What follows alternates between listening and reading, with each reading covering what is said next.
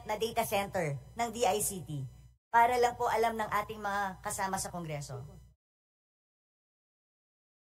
Actually, I was informed by the DICT na nagko-conduct na po sila ng soil testing for the possible locations of data centers. Pero to be more circumspect, Madam Speaker, about the request for funding,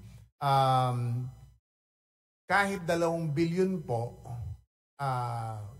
for the first phase ay masisimula na ang ating data centers. Ang completion po niyan, magtatagal naman. So, pwede na po tayo dun sa susunod na budget cycle, Madam Speaker.